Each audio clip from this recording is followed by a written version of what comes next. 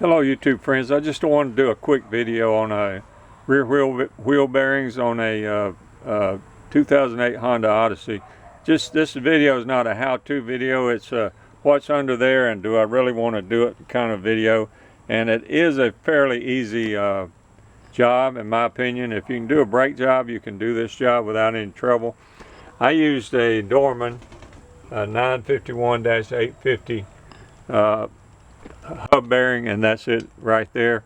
It was $50. I got it through Walmart.com, and the OEM part was over $200, I think.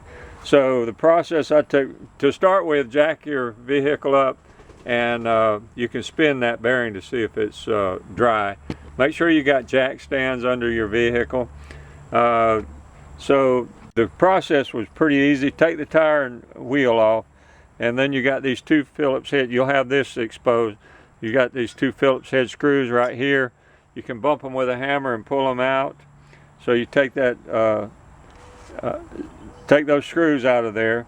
Then you take the brake pad bracket off right here, which is two 12mm bolts to loosen that, to take the caliper off. And then you got 17mm bolts here. So you take that brake pad bracket off. Then you just pull this disc off, it'll just slide right off.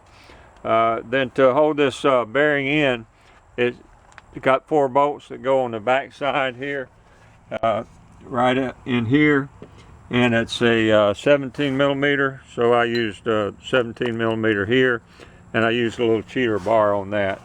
So it's not a very big job. Some of the other guys have more extensive videos on it. Check that out. Also, I've got a little bit of anti-seize I'm going to use on some of those bolts. Some of them use thread lock. Thanks for watching. I hope this video helped, and have a great day.